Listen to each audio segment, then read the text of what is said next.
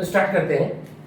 Class 11th chapter motion in straight line physics का है। पूरा चैप्टर एक्सप्लेन नहीं करने जा रहे हैं। इसमें इक्वेशन ऑफ मोशंस होती हैं। तो यूनिफॉर्मली एक्सेलरेटेड मोशन के लिए, मतलब एक ऐसा मोशन जिसमें एक्सेलरेशन यूनिफॉर्म रहे। अगर कोई ऑब्जेक्ट मोशन में है और उसका जो एक्सेलरेशन हो वो यूनिफॉर्म हो, तो उसके लिए 3 इक्वेशन ऑफ मोशन है। क्लास 9 में भी ये टॉपिक था और क्लास 11 में भी टॉपिक है।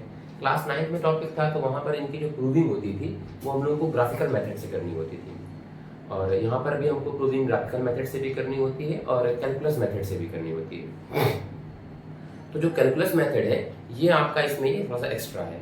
तो कुछ बच्चों की डिमांड थी कि सर कैलकुलस मेथड से आप बना करके वीडियो डाल दीजिए, तो वही प्रयास कर रहे हैं कि हम आपको कैलकुलस मेथड से इक्वेशंस ऑफ मोशंस को प्रूव करना सिखा दें, जिससे कि आपके लिए आसानी हो। और ये लगभग सभी में आता है। आपके जो भी होम एग्जामिनेशंस होंगे, अगर आपका चैप्टर ये इंक्लूडेड है, मतलब यूटी हो या हाफ ईयरली हो या फाइनल ईयर का एग्जाम हो, कोई भी एग्जाम हो, उसमें अगर ये चैप्टर इंक्लूडेड है तो इन तीनों इक्वेशन ऑफ मोशंस में से कोई ना कोई इक्वेशन ऑफ मोशन आ सकती है। ज़्यादातर जो आती है वो सेकंड इक्वेशन ऑफ मोशन आती है, एस बराबर U T plus half A T square की। और अगर आप 11th में हैं तो कैलकुलस मेथड से प्रूव करने के लिए आती जाती है। चलो हम तीनों देख लेंगे, और इसके साथ में अगर हमारे पास टाइम बच जाएगा तो हम कुछ क्वेश्चंस भी देख लेंगे कि इन इक्वेशंस ऑफ मोशंस पर किस प्रकार से रिलेटेड क्वेश्चन आते हैं, क्योंकि पेपर में क्वेश्चन भी आते हैं। इतना इंपॉर्टेंट है कि या तो डेरिवेशन आते हैं और या तो क्वेश्चन आते हैं इन पर। ठीक है, शुरू करते हैं। सबसे पहले चैप्टर का नाम क्या है? तो चैप्टर का नाम है बेटा motion in straight line.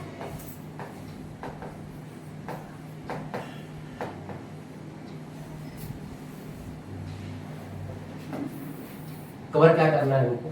Cover करना है इक्वेशन ऑफ मोशंस। क्या करना है?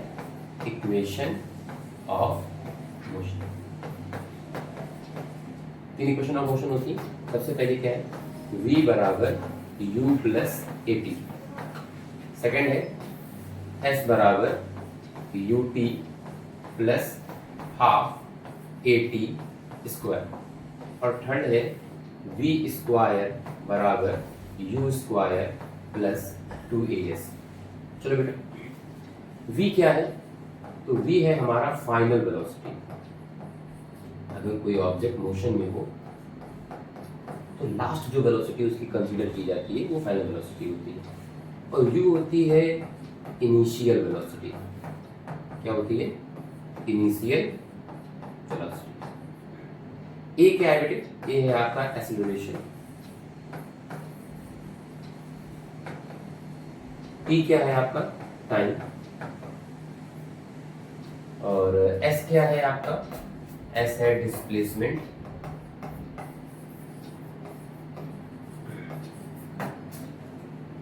एक्शन से कुछ हो गया?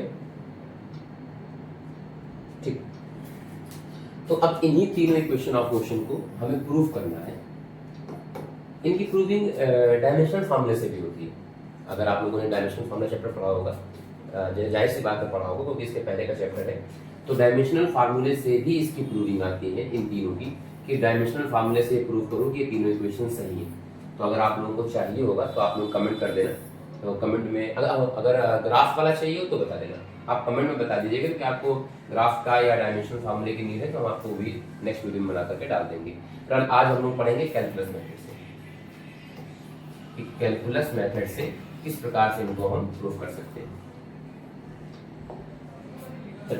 तो कैलकुलस मेथड से प्रूव करने के लिए सबसे पहली चीज क्या है? सबसे पहली चीज ये है कि हमको ये देखना है कि हमको इंटीग्रेशन करना कैसे है। अगर आपको इंटीग्रेशन करना नहीं आता होगा तो आपको प्रूविंग नहीं आएगी। ठीक है। अच्छा, फिजिक्स के साथ में समस्या ये है कि बायोलॉजी वाले बच्चे भी फिजिक्स ले लेते हैं या उनको मिलती है, और जो बच्चे मैथ्स लिए हुए हैं उनको भी फिजिक्स पढ़नी पड़ती है। तो जो बच्चे मैथ लिए हुए हैं तो उनके में तो ये इंटीग्रेशन और डिफरेंशिएशन का कॉन्सेप्ट रहता है, तो वो मैथ में सीख चुके होते हैं, तो उनको यहाँ पर सीखने में समस्या नहीं होती है। लेकिन जो बच्चे बायोलॉजी लिए होते हैं वो क्लास 10 तक ही मैथ पढ़े हैं, और क्लास 10th में ऐसा कुछ था नहीं इंटीग्रेशन और डिफरेंशिएशन, तो उनको ये समस्या होती है कि इस डेरिवेशंस में उनको ये समझने में बहुत दिक्कत होती है कि हम किस प्रकार से इंटीग्रेशन कर रहे हैं, किस प्रकार से नहीं कर रहे हैं, क्या डिफरेंट इंटीग्रल होता है, क्या नहीं होता है ना। तो थोड़ा सा हम आपको जानकारी दे दे रहे हैं इसी वीडियो के माध्यम से कि इंटीग्रेशन क्या है और इंटीग्रेशन को कैसे परफॉर्म करेंगे ताकि हम इसको सॉल्व कर सकें। ये इंटीग्रेशन इतना लेंदी नहीं होगा कि आपको क्लास 12th की जो इंटीग्रेशन है उसमें मदद मिलेगी, लेकिन हाँ इतना जरूर होगा जिसमें आपको इसमें फिजिक्स में दिक्कत नहीं होगी। ठीक है, चलिए सबसे पहले हम लोग ये देखते हैं, बिल्कुल सिंपल सा क्वेश्चन है। अगर कहीं पर दिया हो ये सिंबल होता है इंटीग्रेशन का, कहीं पर दिया हो इंटीग्रेशन एक्स स्क्वायर dx, तो उसको कैसे इंटीग्रेट करेंगे। सबसे पहले एक बात ध्यान रखना, ये जो dx दिया है तो d के बगल में जो दिया हुआ है x, हमको इसी के रिस्पेक्ट में इंटीग्रेशन करना होता है, यानी कि इसी का इंटीग्रेशन करना है। क्योंकि d के बगल में x दिया है तो x का ही इंटीग्रेशन करना है। तो यहाँ पर दिया है एक्स स्क्वायर, यहाँ पर दिया है एक्स का ही इंटीग्रेशन करना है, और जो हमारे पास है वो एक्स स्क्वायर है, तो बड़ी अच्छी बात है। क्या करना है इंटीग्रेशन में, जो कुछ भी लिखा है उसको वैसे ही लिख दो। पावर में 2 है तो जो भी पावर हो उसमें 1 प्लस कर दो, चाहे पावर 2 हो, 3 हो, 4 हो, 5 हो, चाहे पावर माइनस में हो, जो भी पावर हो उसमें क्या करें +1 कर दें। और +1 करने के बाद में जो नई पावर बनी है उस पावर को नीचे लिख दें, तो ये आपका आ जाएगा x की पावर 3/3। बहुत सिंपल था, समझ में आ गया होगा। एक और देख लेते हैं, अगर दिया हो इंटीग्रेशन x की पावर 3 और dx, तो हम जानते हैं कि मेरे बच्चे इतने होशियार हैं कि वो तुरंत बता देंगे कि सर 3 है तो 1 प्लस कर दीजिए 4, और जो पावर ऊपर है वही पावर नीचे, तो अपान में 4 आ जाएगा। ठीक है, तो बड़ा इजी है सर। अगर बेटे इंटीग्रेशन का सिंबल बना हो, यहाँ पर टी स्क्वायर दिया हो, यहाँ पर एक्स स्क्वायर दिया हो और यहाँ पर dx दिया हो, अब क्या करना है। तो हमने आपको बताया था कि v के बाद में क्या दिया है x का ही इंटीग्रेशन करना है, तो टी स्क्वायर का तो इंटीग्रेशन करना नहीं है, तो टी स्क्वायर हमारे लिए क्या हो जाएगा, कांस्टेंट हो जाएगा, और जो वैल्यू कांस्टेंट होगी उसको हमें इंटीग्रेशन के बाहर लाना है। तो टी स्क्वायर इंटीग्रेशन के बाहर आ गया और अंदर हो गया एक्स स्क्वायर और dx। और एक्स स्क्वायर dx का इंटीग्रेशन करना तुमको आता है, अभी सीख चुके हो। तो यहाँ पर आ जाएगा टी स्क्वायर, एक्स स्क्वायर का इंटीग्रेशन करेंगे तो आएगा x की पावर 3/3। ये बात समझ आ गई होगी। सर अगर मान लीजिए हमको इंटीग्रेशन करना होता टी स्क्वायर का और यहाँ पर होता dx, यानी कि होता नहीं, अब क्या करते हैं, अब देखो ध्यान से, टी स्क्वायर चूंकि कांस्टेंट है तो टी स्क्वायर तो बाहर आ जाएगा, यहाँ पर बचेगा 1 और यहाँ पर बचेगा dx। हम जानते हैं किसी भी चीज़ की पावर हम 0 करेंगे तो वैल्यू 1 आएगी, तो हम इसको लिख सकते हैं x की पावर 0 और यहाँ पे आ जाएगा dx। अपना कॉन्सेप्ट पर याद रखो, जो भी पावर दी है उस पावर में 1 ऐड कर दो, जो नई पावर बनी उसको नीचे लिख दो, तो आ गया टी स्क्वायर। सर यहाँ से हमको एक बात समझ में आ गई कि अगर इंटीग्रेशन में कुछ न दिया हो और केवल dx दिया हो तो सर x आ जाएगा। हाँ बिल्कुल सही। अगर इंटीग्रेशन सिंबल के बाद में कुछ न दिया हो, केवल dt दिया हो, तो आंसर t आ जाएगा। बिल्कुल सही, बिल्कुल सही जा रहे हैं आप। क्या आ जाएगा, t आ जाएगा। यानी कि जिस चीज का हमको इंटीग्रेशन करना है ds का करना है, ऐसा आ जाएगा। इंटीग्रेशन ऑफ dt p आ जाएगा। जिस चीज का इंटीग्रेशन करना है वही आ जाएगा। ये बात समझ में आ रही है, बात समझ आ गई होगी। अगर ये बात समझ में आ गई है तो हम लोग आगे बढ़ते हैं, और आगे बढ़ने के बाद देखते हैं डेफिनेट इंटीग्रल के बारे में। ये क्या है, देखो ध्यान से, कहीं पे दिया होता है इंटीग्रेशन, यहाँ पर दिया होता है a और यहाँ पर दिया होता है b की बेटा लिमिट होती है। जो नीचे लिखी हुई है वो लोअर लिमिट है, जो ऊपर लिखी हुई है वो अपर लिमिट है। और यहाँ पर होता है एक्स स्क्वायर dx। क्या होता है, एक्स स्क्वायर dx। तो क्या करना होता है, यहाँ पर x दिया है, यहाँ पर एक्स स्क्वायर दिया है। सर ये तो हम सीख गए बहुत अच्छे से कि x की पावर 3/3 हो जाएगी। अब यहाँ पर आप ब्रैकेट लगा लीजिए, जो लोअर लिमिट है उसको लोअर में लिखिए, जो अपर लिमिट है उसको अपर में लिखिए। क्या करना होता है, जिसका भी आपने इंटीग्रेशन किया है एक्स का किया है, तो x की जगह पर हमें वैल्यू लिखनी है। तो पहले लिखनी है अपर लिमिट, फिर लिखनी है लोअर लिमिट। तो पहले आ जाएगा b³ माइनस a³, पहले लिखनी है अपर लिमिट, फिर लगाना है माइनस, फिर लिखनी है लोअर लिमिट। ये आपका इंटीग्रेशन कंप्लीट। सर इंटीग्रेशन का सिंबल बना हो, लोअर लिमिट लिखी हो, अपर लिमिट लिखी हो और यहाँ पर लिखा हो dx। तो अभी तुमको इसके हमने पहले वाले स्लाइड में बताया dx तो x, dt तो t, ds तो s, dp तो d है। तो यहाँ पर dx का क्या हो जाएगा, इंटीग्रेशन x, लिमिट लगा दो, लोअर लिमिट अपर लिमिट, पहले क्या लगाएंगे बेटे, अपर लिमिट, फिर आ जाएगा माइनस और फिर आ जाएगी लोअर लिमिट। ये बात समझ आ गया होगा। अगर ये तुमको कॉन्सेप्ट समझ में आ गया है, अगर ये तुमको इंटीग्रेशन समझ में आ गया है, तो तुमको डेरिवेशन करने में दिक्कत नहीं होगी। अगर ये नहीं आया है, आप रिवाइंड करें, रिवाइंड करने के बाद दोबारा देख लें, दोबारा देखने के बाद डेरिवेशन देखें। डेरिवेशन देखना तभी स्टार्ट करना जब आप ये इंटीग्रेशन करना सीख लेना। बात समझा के, जब इतना इंटीग्रेशन करना आपको आ जाए उसके बाद ही आप डेरिवेशन करना स्टार्ट कर दें। चलिए, तो अगर आपको नहीं आया है तो आप बैक में जा सकते हैं, बैक में जाने के बाद दोबारा देख सकते हैं, दोबारा देखने के बाद में फिर आप इसके बाद आकर के इंटीग्रेशन को देखें। ठीक है, एक क्वेश्चन और देख लेते हैं। इंटीग्रेशन ऑफ, मान लो यहाँ पर दिया होता है a, यहाँ पर दिया होता है b और यहाँ पर दिया होता है dt। तो हमको पता है कि dt का इंटीग्रेशन d आएगा, लोअर लिमिट अपर लिमिट, तो यहाँ पर अपर लिमिट पे आ जाएगा b और माइनस आ जाएगा लोअर लिमिट। ये बात समझा गया होगा। अगर आपको नहीं आया है तो आप लोग देख सकते हैं। ठीक है, शुरुआत करते हैं। सबसे पहले फर्स्ट इक्वेशन ऑफ मोशन की, किसकी बात करते हैं, फर्स्ट इक्वेशन ऑफ मोशन। जैसे कि आपने देखा था कि हमने आपको स्टार्टिंग में ही तीनों इक्वेशन ऑफ मोशन लिख करके बता दिए थे। तो फर्स्ट इक्वेशन ऑफ मोशन होता है v बराबर u प्लस ए टी। क्या होता है बेटे, v बराबर u प्लस ए टी। अब इसको हमें प्रूव करना है कैलकुलस मेथड से। तो देखो, आपने एक फार्मूला पढ़ा होगा a बराबर dv अपॉन dt। सर ये क्या है, a एक्सेलरेशन है, dv क्या है, dv है चेंज इन वेलोसिटी और dt क्या है, चेंज इन टाइम, और velocity upon time is equal to acceleration. Now ये फार्मूला आपने पढ़ा होगा, अगर आपने motion in straight line chapter पढ़ा है तो इस चैप्टर में ये फार्मूला आपने जरूर पढ़ा होगा, एक्सेलरेशन का फार्मूला। और क्लास 9 में जब आपने फार्मूला पढ़ा था एक्सेलरेशन का, तो वहां पे आपको बताया गया था a बराबर delta v upon delta T. a बराबर बताया गया था delta v upon delta T. ये जो डेल्टा होता है, इस डेल्टा का मतलब होता है डिफरेंस। क्या होता है, डिफरेंस। जैसे मान लो कहीं पर दिया हुआ है, तो देखिए कहीं पर मान लो दिया हुआ है t2 माइनस t1, तो इसको हम लिख सकते हैं डेल्टा टी। कहीं पर दिया हो p2 माइनस p1, तो इसको हम लिख सकते हैं डेल्टा p। बात समझ आ रही, change in velocity upon change in time. जहां भी आपने पढ़ा है तो सर ने आपको, सर लोगों ने जरूर बताया होगा a बराबर dv अपॉन dt होता है। अब यहां से अगर इसको हम क्रॉस मल्टीप्लाई कर दें तो हमको मिलेगा dv बराबर a dt। चलो बेटा अब ध्यान दो, integrating both side, integrating both side, दोनों डायरेक्शन में इंटीग्रेशन करने पर, जब इंटीग्रेशन करोगे तो यहाँ पे आ जाएगा integration dv is equal to integration a dt। बेटा v है ना, v क्या होता है, वेलोसिटी, और वेलोसिटी को लगाना है तो लिमिट, यहाँ लोअर लिमिट वहाँ पे अपर लिमिट। लोअर लिमिट का मतलब इनिशियल वेलोसिटी, अपर लिमिट का मतलब फाइनल वेलोसिटी। लोअर लिमिट है तो इनिशियल वेलोसिटी और अपर लिमिट है तो फाइनल वेलोसिटी। और इनिशियल वेलोसिटी को हम लोग डिनोट करते हैं u से और फाइनल करते हैं v से। यहाँ पर क्या है, dt, dt का मतलब हो गया टाइम, और टाइम का जो लोअर होगा वो क्या होगा, 0 सेकंड, और लास्ट में क्या आ जाएगा, t सेकंड। ध्यान देना लिमिट लगाने के टाइम पर, ठीक है ना। और लिमिट किसकी लगाएंगे, जो d के बगल में होगा। d के बगल में v है ना, तो v की लिमिट लगा रहे हैं, d के बगल में t है ना, तो t की लिमिट लगा रहे हैं। यहाँ तक बात समझ में आ गया होगा। अच्छा, इंटीग्रेशन करना हमने आपको भी सिखाया एक मिनट पहले। dv का इंटीग्रेशन करोगे बेटा तो आएगा v, बताया था ये, अगर याद होगा आपको, dx का s, dt का t, ds का s, dt का v, तो फिर dv का क्या होगा,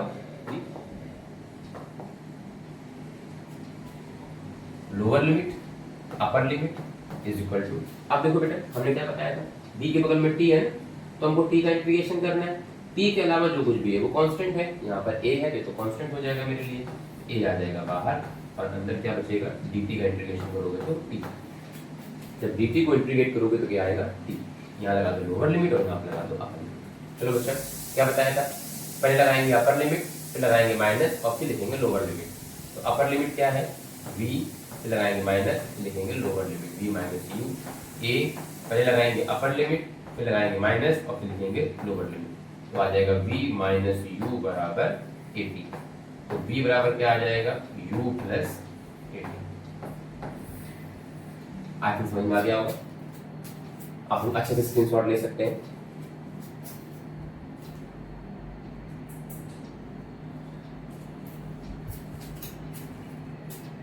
आगे देखते हैं सेकेंड इक्वेशन ऑफ मोशन। हर बार जब नंबर डालना होता है तो हम 1 ही डालते हैं हर बार। एक के आगे संख्या बढ़ी नहीं दी गई। पहला क्वेश्चन कराएंगे तो भी नंबर 1 रहेगा, उसके बाद जब सेकेंड क्वेश्चन कराएंगे तो भी नंबर 1 ही रहेगा। सेकेंड इक्वेशन ऑफ मोशन क्या थी? s बराबर ut plus half at square. ds बराबर क्या है? ds बराबर क्या लिख सकते हो? सॉरी v बराबर क्या लिख सकते हो? v बराबर लिख सकते हो ds अपॉन dt। वेलोसिटी है, वेलोसिटी बराबर क्या होता है? चेंज इन डिस्प्लेसमेंट अपॉन टाइम। जैसे अभी तुमको बताया कुछ देर पहले हमने एक्सेलरेशन में a बराबर dv अपॉन dt, वैसे v बराबर लिख सकते हो ds अपॉन dt। ये बहुत नॉर्मल सी चीजें हैं, बहुत सिंपल चीजें हैं। अगर चैप्टर स्टार्टिंग इंट्रोडक्शन पढ़ा होगा तो वेलोसिटी के फार्मूले में ये बताया गया होगा, एक्सेलरेशन के फार्मूले में एक्सेलरेशन वाला बताया गया होगा। तो v बराबर क्या है? ds upon dt। अच्छा क्या करते हैं भाई? क्रॉस मल्टीप्लिकेशन कर दें तो क्या आ जाएगा? ds बराबर v dt। अब क्या करना है? Integrating both side, integrating both side. जैसे इंटीग्रेट करोगे बच्चा, यहाँ पे आ जाएगा इंटीग्रेशन, यहाँ पे आ जाएगा ds, यहाँ पर आ जाएगा इंटीग्रेशन, यहाँ पे आ जाएगा v और यहाँ पर आ जाएगा dt। भैया ये देखो s है ना, तो इनिशियल में डिस्प्लेसमेंट 0 होगा भाई। जब मोशन की स्टार्टिंग ही नहीं हुई तो डिस्प्लेसमेंट 0 होगा। और कुछ टाइम के बाद में डिस्प्लेसमेंट को s मान ले रहे हैं। स्टार्टिंग में टाइम 0 होगा, कुछ टाइम के बाद में टाइम को t मान लेंगे। अभी आपने एक स्लाइड पहले देखा कि v बराबर u प्लस at था, तो इस क्वेश्चन में v की जगह पे क्या लिख सकते हैं? u प्लस at लिख सकते हैं। तो from first equation of motion, और फर्स्ट इक्वेशन ऑफ मोशन क्या कह रही है बेटे? वो ये कह रही है कि v बराबर होता है u प्लस at।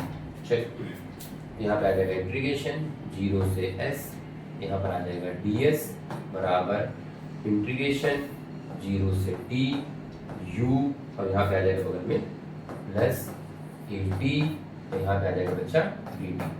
अलग अलग कर सकते हो इसको,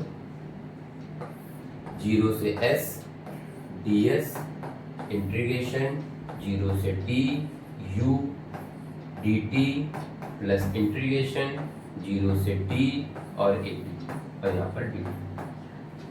जब हम पढ़ते थे क्लास 11 में और डेरिवेशन जब सर बताते थे, तो जहाँ पर भी हमको ये सांप दिखाई पड़ते थे इंटीग्रेशन वाले, तो उनके बताने के पहले ही हम ये मान लेते थे कि हमको ये नहीं आएगा। जहाँ हमको ये सांप दिख जाते थे तो तुरंत दिमाग में ये आ जाता था कि अब चाहे सर जी उल्टे खड़े हो जाए लेकिन हमको ये आएगा नहीं।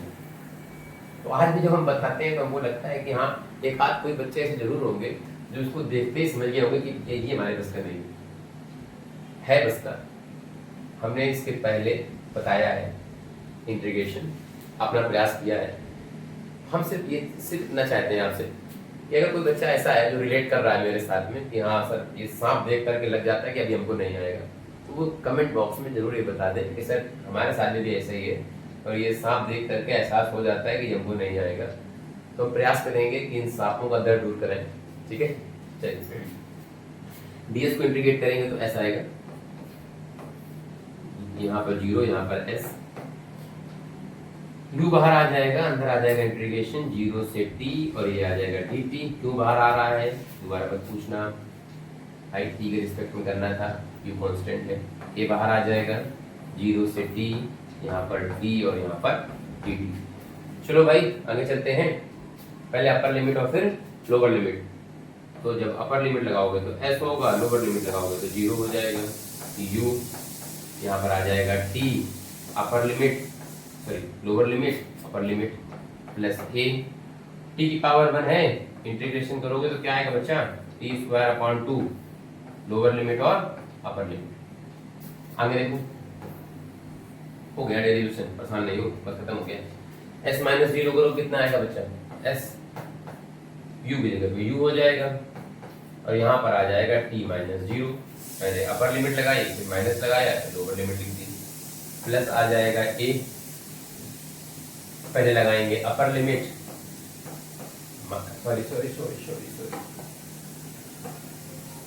एक्चुअल में एक ही बार सॉरी है, बार बार सॉरी नहीं, T square upon 2 minus 0 square upon, तो आ जाएगा s बराबर ut प्लस, तो 0 हो जाएगा, हाफ at स्क्वायर, s बराबर ut plus half at square था, v बराबर ds upon dt, cross multiply किया, ds बराबर v dt, दोनों तरफ इंटीग्रेट कर दिया, इंटीग्रेटिंग बोथ साइड, यहाँ पर ds था, लिमिट लगा दी 0 से s, यहाँ पर टाइम t था, तो लिमिट लगा दी 0 से t। From first equation of motion v बराबर u प्लस at था, यहाँ पर 0 से s ds आ गया, इंटीग्रेशन 0 से t, और v की जगह पर आ जाएगा u plus dt, sorry v की जगह पर आ जाएगा u प्लस at। इसको हमने क्या किया, प्लस से ब्रेक कर लिया, प्लस लगा था ना बीच में, तो एक बार जगह u कर लिया, जगह पर at कर लिया, लिमिट लगाया 0 से t और 0 से t। ds को इंटीग्रेट करोगे ऐसा आएगा, u कांस्टेंट है t के लिए, u बाहर आ जाएगा, dt की जगह पर t आ जाएगा, यहाँ पर a और t था, t के रिस्पेक्ट में करना था, तो a कांस्टेंट था, a को निकाल के बाहर कर लिया।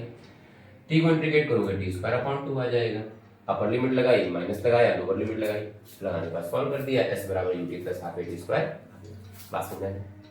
तो इसका स्क्रीनशॉट ले लीजिए, स्क्रीनशॉट लेने के बाद हम बताते हैं थर्ड इक्वेशन ऑफ मोशन। बात समझ में? चलिए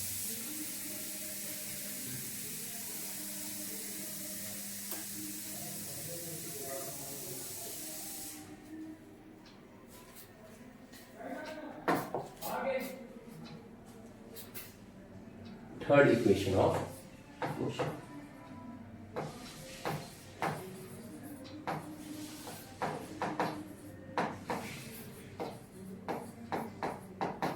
थर्ड इक्वेशन ऑफ मोशन की जो स्टार्टिंग होती है वो फर्स्ट इक्वेशन ऑफ मोशन के जैसी ही होती है, a बराबर dv अपॉन dt से।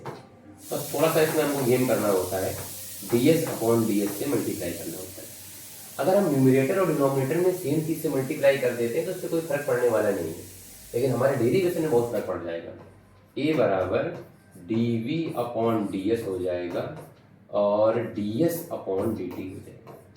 इस एक ds को कर दिया dv के साथ में और एक को कर दिया dt के साथ में, मतलब इस dv के साथ में इस ds को कर दिया और इसके साथ में इस dt को कर दिया। सर इससे फायदा क्या होगा? इससे फायदा ये होगा a बराबर dv अपॉन ds और ds अपॉन dt है क्या? v। ds अपॉन dt क्या है? v। v बराबर होता है ds अपॉन dt। v बराबर ds अपॉन dt पढ़ाया था अभी, v बराबर ds अपॉन dt पढ़ाया था, तो ds अपॉन dt लिख दिया हमने। ये बात समझ में आ गई? दोबारा देख सकते हैं, a बराबर dv अपॉन dt होता है, ds टाइम में ऊपर नीचे मल्टीप्लाई कर दिए, मल्टीप्लाई करने के बाद एक बार dv के साथ में ds कर लिया और एक बार ds के साथ में dt कर लिया, और v बराबर होता है ds अपॉन dt, तो इस जगह लिख दिया v। अब बारी है क्रॉस मल्टीप्लाई करने की, यहाँ पे आ जाएगा a ds और यहाँ पर आ जाएगा v और dv, v dv a और ds। अब हमें लगता है नहीं कि कोई बच्चा ऐसा को ना पता हो इंटीग्रेट करना है, integrating both side, integrating both side, तो तुम इंटीग्रेशन करो भाई, integration a ds integration v dv, s है ना, तो s की इंटीग्रेशन कैसे होगा? 0 से लेकर s तक, यहाँ पर v है, इंटीग्रेशन कैसे होगा बताओ, लिखो u से लेकर के v तक। आगे देखो भाई, हमको पता है हमको s का इंटीग्रेशन करना है, तो ये तो हमारा कांस्टेंट हो जाएगा, तो ये को निकाल के बाहर करो, a बाहर आ जाएगा, अंदर आ जाएगा सिंबल इंटीग्रेशन का 0 से s, यहाँ पर आ जाएगा ds इक्वल टू, अच्छा देखो भाई dv और यहाँ पर v पावर 1 है, और जो भी पावर होती है उसमें 1 क्या करते हैं हम ऐड कर देते हैं, जो भी पावर होती है उसमें 1 को हम ऐड कर देते हैं, तो ये आ जाएगा v स्क्वायर अपॉन 2 और यहाँ पर आ जाएगा ब्रैकेट लोअर लिमिट और अपर लिमिट। चलो भाई इसको इंटीग्रेट करो, क्या आएगा? s लोअर लिमिट रखो अपर लिमिट रखो, यहाँ पर आ जाएगा v square upon 2 minus u square upon 2, upper limit minus lower limit, a upper limit minus lower limit, v square upon 2 minus u square upon 2। Multiply करो बेटे, as हो गया 1/2 कॉमन ले लूँ, v square minus u square हो गया, cross multiply करो, 2as बराबर आ गया v square minus u square. तो v square minus u square बराबर 2as, तो बी स्क्वायर बराबर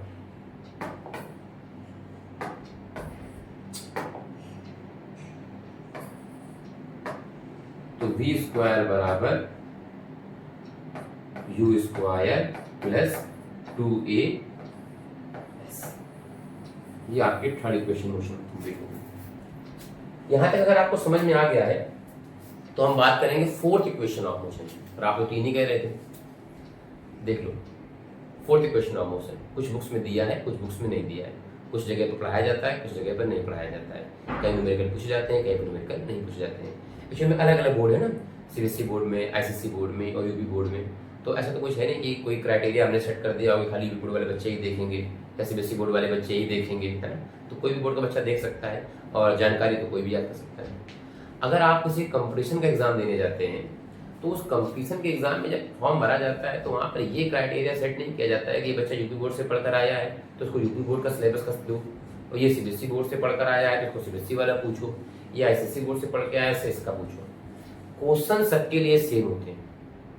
तो हमको ये नहीं देखना है कि हम हमारे सिलेबस में क्या है, जितना है जितना मिल सकता है उतना पढ़ो और सीखने का प्रयास करो।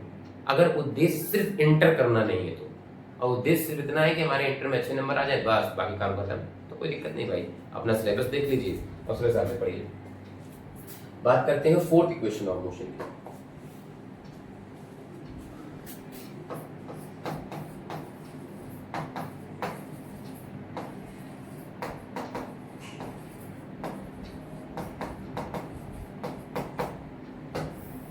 फोर्थ इक्वेशन ऑफ मोशन है क्या, पहले समझ लेते हैं। देखो एक बात समझो, हमने ये बोला कि 10 सेकंड में हमने कोई डिस्टेंस कवर की और 10वें सेकंड में कोई डिस्टेंस कवर की, इन दोनों बातों में कितना डिफरेंस है। जब हमारा यूनिफॉर्म एक्सेलरेटेड मोशन है, हम यूनिफॉर्म मोशन की बात कर रहे हैं, तो टाइम के साथ में एक्सेलरेशन की वजह से स्पीड हमारी बढ़ती जाएगी। स्पीड के बढ़ने की वजह से हर बढ़ते टाइम के साथ में, हर बढ़ते सेकंड के साथ में जो हमारा डिस्प्लेसमेंट होगा वो बदलता जाएगा। नई बात समझ में आए? यूनिफॉर्म मोशन तो हो नहीं रहा है, यूनिफॉर्म एक्सेलरेटेड मोशन हो रहा है। यूनिफॉर्म एक्सेलरेटेड मोशन में और यूनिफॉर्म मोशन में क्या डिफरेंस है? इसीलिए कहते हैं कि जब हम पढ़ाते हैं फिजिक्स तो हम उसको दिखाते भी।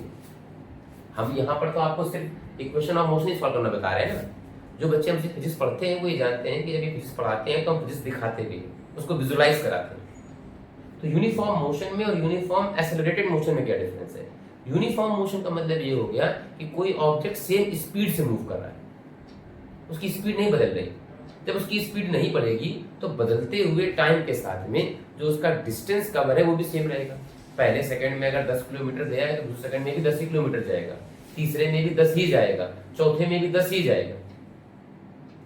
लेकिन जब यूनिफॉर्म एक्सेलरेटेड मोशन की बात होती है तो हर बढ़ते सेकंड के साथ में स्पीड बढ़ती जाती है, या आप वेलोसिटी कह सकते हो, वेलोसिटी बढ़ती जाती है। अगर स्पीड कह रहे हो तो फिर डिस्टेंस कहना, वेलोसिटी कह रहे हो तो डिस्प्लेसमेंट कहना। इन चीजों को लेना परेशान ना हो, कॉन्सेप्ट को समझो। बढ़ते हुए टाइम के साथ में, बढ़ते हुए समय के साथ में आपकी स्पीड और वेलोसिटी भी बढ़ती जाती है। जब ये बढ़ जाएगी तो आपका हर पर्टिकुलर अलग अलग सेकंड पर जो डिस्टेंस कवर कर रहे हैं वो भी अलग अलग हो जाएगा, क्योंकि हर सेकंड पर स्पीड अलग है। यूनिफॉर्म एक्सेलरेटेड मोशन में अलग अलग सेकंड पर अलग अलग स्पीड होने की वजह से अलग अलग डिस्टेंस कवर होती है, जिसकी वजह से ये फोर्थ इक्वेशन ऑफ मोशन आ गया। फोर्थ इक्वेशन ऑफ मोशन में आप पर्टिकुलर सेकंड पर निकाल सकते हैं, जैसे चौथे सेकंड में कितनी डिस्टेंस कवर की, 7वें सेकंड में कितनी डिस्टेंस कवर की, 5वें सेकंड में कितनी डिस्टेंस कवर की। एक हमने भी आपको बताया था सेकंड फॉर्मूला, S बराबर ut plus half at square, वो कब लगेगा? टोटल 10 सेकंड में, 0 सेकंड से लेकर के 10 सेकंड में। अभी चलना स्टार्ट किया, 10 सेकंड बाद हमने देखा 1 2 3 4 5 6 7 8 9 10 सेकंड हो गए। 10 सेकंड बाद में टोटल डिस्टेंस कितनी कवर की ये निकालना है, S बराबर ut plus half at square. 10वें सेकंड में कितनी की, तो फिर फोर्थ इक्वेशन ऑफ मोशन क्या है देखो, ऑफ मोशन।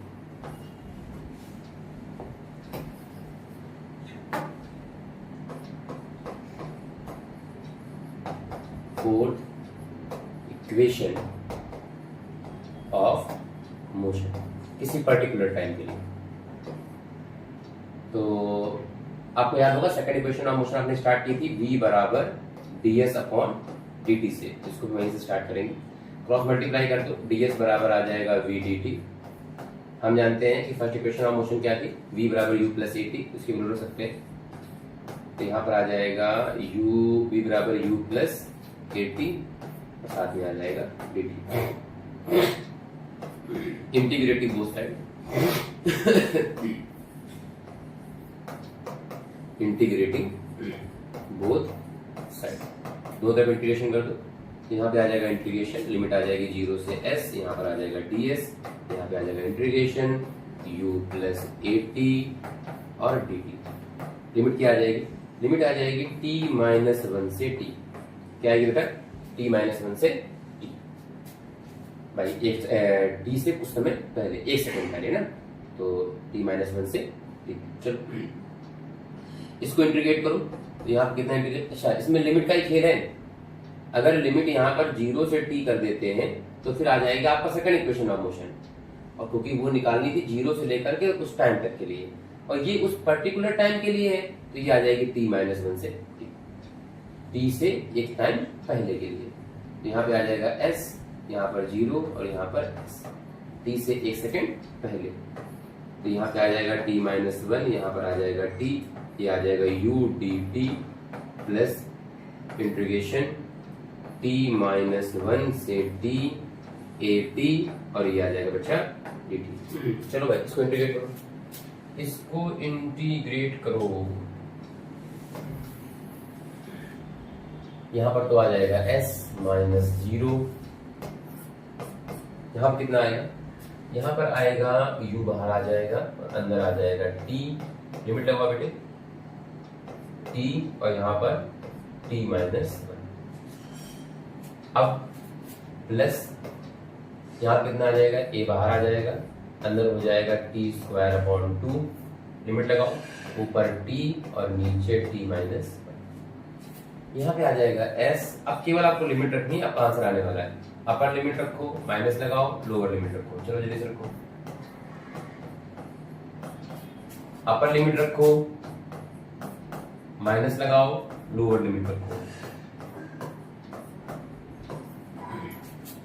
s बराबर u t minus t plus 1, ये दोनों कट गए, प्लस a t अपॉन 2 बाहर निकाल लो, तो हो जाएगा t स्क्वायर माइनस, यहाँ पर आ जाएगा t स्क्वायर प्लस 1 और माइनस का 2।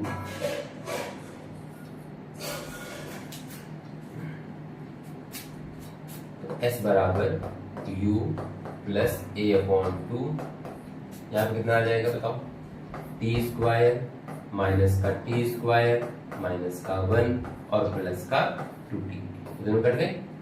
क्या आएगा बताओ, s बराबर u plus a upon 2t minus 1। आप लोग अगर बुक में देखेंगे तो कई बुकों में ऐसे दिया है, s बराबर u प्लस a अपॉन 2 और 2n माइनस 1, ऐसे दिया हुआ है ना। तो यहाँ पर वहां पर वो n की जगह पर टाइम लिखते हैं, हम यहाँ पर t की जगह पर टाइम लिखते हैं, तो कोई दिक्कत नहीं, मतलब कंफ्यूजन जरूरत नहीं। आपको बुक्स में s बराबर u plus 1 upon 2n minus 1 लिखा मिलेगा।